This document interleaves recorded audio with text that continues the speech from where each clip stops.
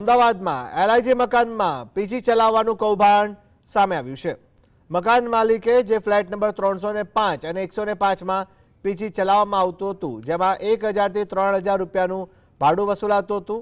PG માટે online booking પણ કરાતું હતું। મકાનનો ઉપયોગ રહેવા માટે નહીં પણ કમાણી કરવા માટે કરવામાં આવતો હોવાનું સામે આવ્યું છે।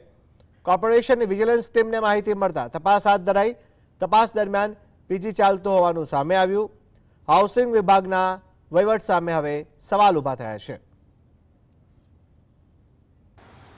એરબીએનબી સાઇટ ઉપરથી ઓનલાઈન બુકિંગ થતું હતું અને ત્યાં આગળ કોર્પોરેશનના અધિકારી વિજિલન્સ દ્વારા રેડ પાડવામાં આવી અને આ પ્રૂફ થયેલું છે કે આ સાઇટ ઉપરથી આ લોકો બુક કરતા હતા અને બે ફ્લેટ જે 305માં પીજી હતું અને 105માં પીજી હતું। આ બંને ફ્લેટ અત્યારે સીલ કરવાની કાર્યવાહી ચાલી છે અને અન્ય મકાનો જે ભાડે આપેલા અને વેચાણ કરેલા છે એ પણ સીલ કરવાની કાર્યવાહી હાલ અત્યારે ચાલુ છે।